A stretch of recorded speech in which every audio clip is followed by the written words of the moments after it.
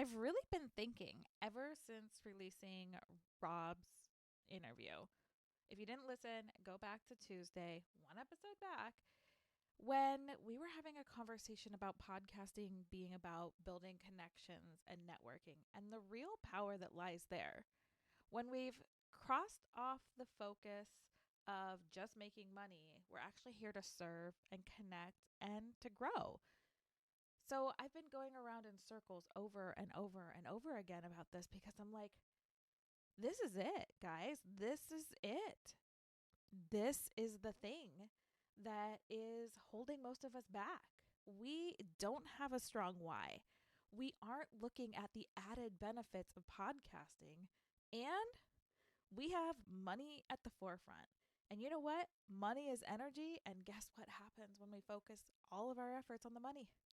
It never comes because we're not doing what we're meant to do, which is serving with our stories, serving with our gifts, serving with our podcast, serving with our voice. So today, I want to talk to you about my realizations after having that conversation with Rob and what you can expect going forward from the Cure for Pod Fade, because I truly want you to share your story, share your magic on this legacy platform without being burnt out and feeling sick of all the things. Are you ready?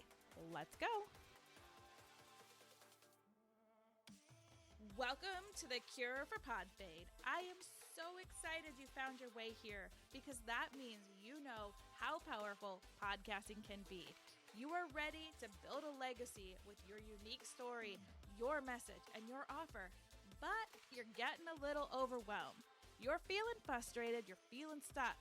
You just don't know how to grow your show, find a new audience, and make some money. Podcasting can be the ticket to the life of your dreams, and it doesn't have to be as hard as you think.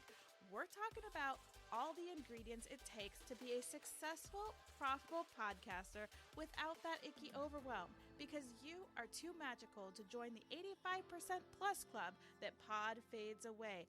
I'm your host, Jen Dragonette, so let's make podcasting easy peasy lemon squeezy. Have you ever had one of those interviews that just left you like, I have to do things differently, and given you the option and opportunity to reflect? Well, Rob's interview was that for me. Because as you know, I bring on people who help people with podcasting. But if you noticed, Rob doesn't help people with podcasting, right? But he is a podcaster, and he's a podcaster that has had 2 successful shows. His most recent show has 640 plus episodes and is still going strong. That is a long track record. And it really reminded me when I was talking to him, like, there are some key points of things that we as podcasters need to tap into to be successful and to beat that pod fade. One of them that I will be implementing right away into the show is adding more fun, adding more flair. I love podcasting. I love giving you the strategies. I love giving you the how-tos. I love teaching you how to make money from your show. But there's a piece of me that loves storytelling, that loves connecting with humans, that loves how podcasting can be so therapeutic. So I need to start adding that. And when he talked about adding the episodes around season, so like Christmas season or Hanukkah season or whatever you celebrate, different parts of the year, summer, spring, fall, whatever it is, adding some episodes in there that aren't necessarily so niche down that they're in your podcast, but that topic is still in your neighborhood. So the people that are hanging out there, it still leaves an impact. Talk about not getting bored. If you're able to look outside and be like, okay, this is my house, but my neighbor's house is pretty comfortable too, and I know that the people that are partying at my house could go next door and have a good time. You start talking about that. You put a little bit of fun twist in for different seasons, New Year's, summer, spring, these big life events. And big parts of, each year, having a little bit switched up where it's niche adjacent is really great.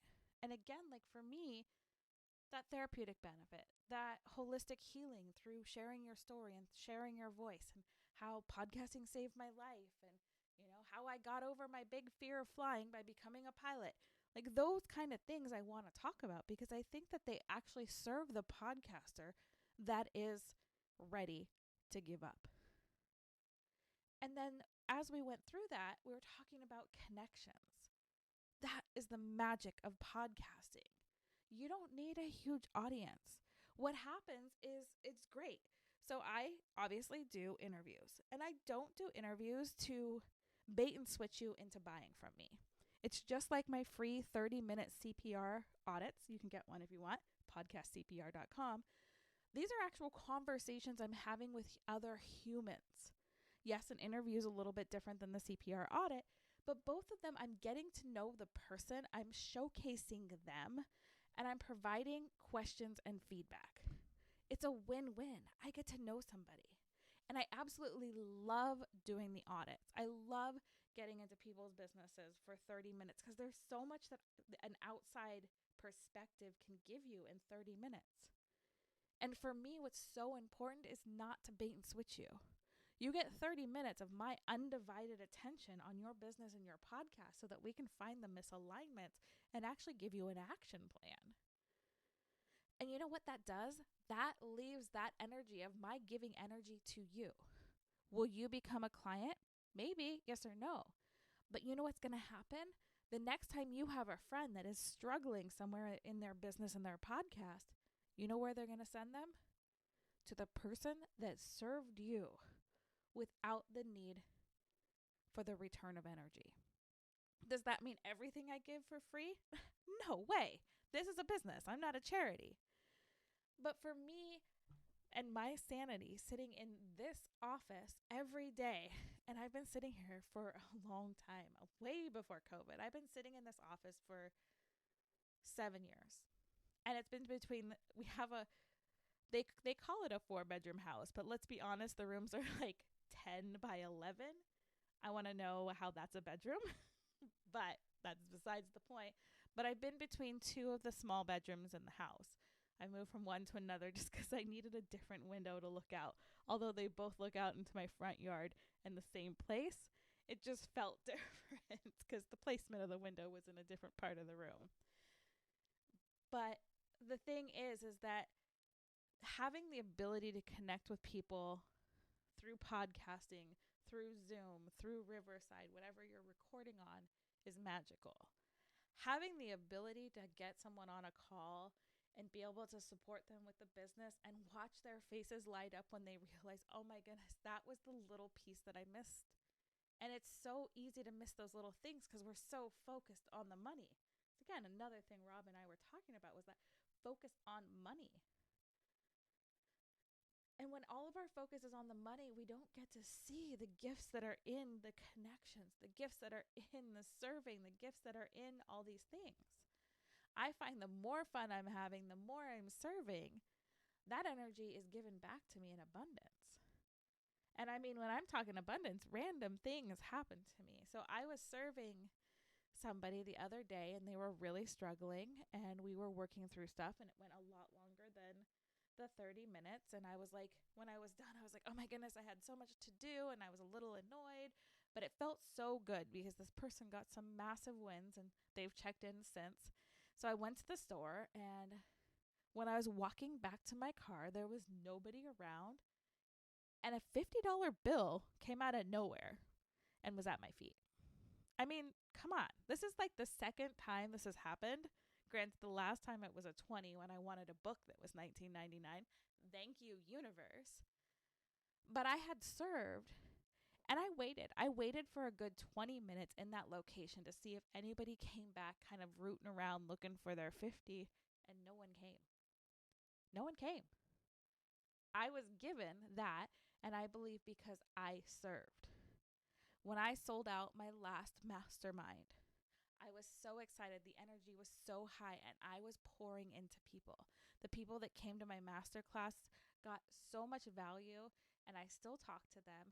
They're still, telling me how it's changed their podcast and how it's changed that. And the people that were ready came in to go deeper. But both ways I served and I connected with amazing humans that I'm still having conversations with.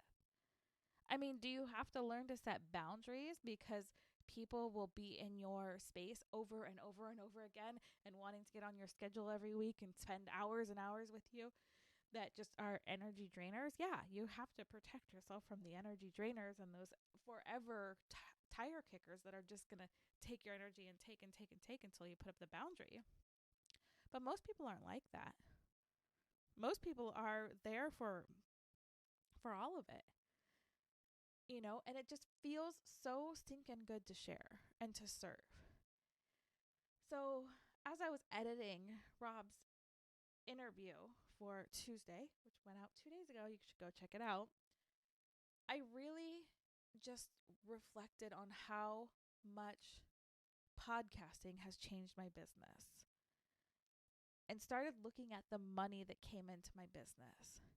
I can trace every single dollar that I have made over the last 3.5 years back to some sort of connection from my podcast.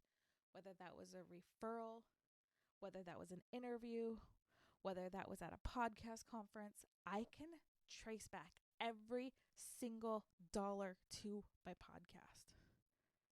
That's huge. Am I making tens of thousands of dollars a month?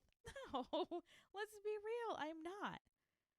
I hit I think I did 11.2 one month, and my body went into hyper overdrive like, this is terrible. We aren't accepting of this much money yet, so I got super sick. But you know what happened?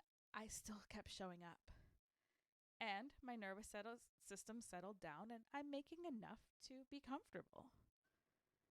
Do I want to make more so I can, have some more luxuries in my life and serve on a deeper level? Hell yeah, I do. And I'm not stopping here. But what I really want to circle back and tell you is just remember your why. Why are you doing this show? Why is podcasting important to you? Why is your business important to you? Because if you don't know why you are doing this, you're going to burn out. And let me tell you, even when you have the biggest fire and the biggest passion and you are leveling up the ladder and you're like, oh my goodness, I've reached the next level, new devil. Yes, that's the truth. New level, new devil, for sure. And that's one of the problems is that as we level up, we sometimes don't allow ourselves to settle in. And our patterns are to get rid of everything. Get rid of the abundance. Get rid of this. Hide because we could have it taken away. And we don't lean in.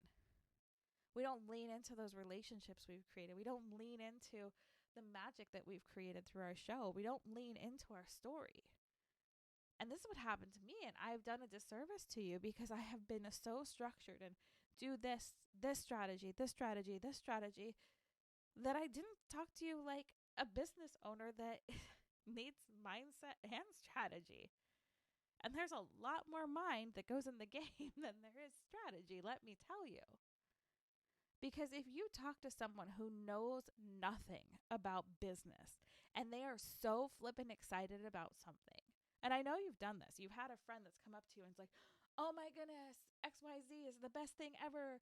And it's done this for me and this for me. And this is how it's improving my family. And this is how and you lean in a little bit more. And this is what it's doing. And oh my goodness, this is how I'm feeling. And it's made me feel this way. And I'm feeling alive. And I'm so excited. And I'm running down the beach naked in Costa Rica because this seems like a good idea. Yes, that happened. And I'm okay with it because it was one of the best moments of my life. But you get the point. You get so excited about listening to that person. They're not a salesperson. They might not even be selling. They might not even be part of an MLM. But whatever they're doing, you want a little piece of that. That's the power of your story. That's the power of connecting with other humans and having actual conversations. Not trying to bait and switch them. Not trying to NLP mind screw with them to get them to buy. not to bait and switch, like, oh, come in, I want to interview you. But this interview is really a sales call. Ugh. I know we talked about this with Christine. I'll put that episode in the show notes too, all about guesting, because Christine is the queen of podcast guesting. She's absolutely fabulous. Fabulous. You can tell it's getting late and I'm getting a little tired. But that's the thing, is you've got to learn how to connect with your audience. You've got to learn how to connect with your people. We can't just strategize, because humaning is not strategy. Humaning is allowing yourself to be the good, to be the bad, to be the indifferent, to be the person that's weird. You know, it's just, this interview with Rob really was interesting to me, because it was my first interview that I've talked to for this show that isn't someone helping podcasters. He came to me and he pitched to me because he was like, I want to share what I've gone through through my struggles to make it to 640 episodes. Did his episode hit home, and did he get a lot of people that went and listened to his podcast? Well, I hope so, because it's a tech podcast and we all need a little tech support sometimes. But it was refreshing, and it reminded me that you don't always have to talk about your niche in your own house on your block. Your neighbors could have some pretty cool parties too, that not only will serve you, but will serve your audience. And I love to refer to it as a block party.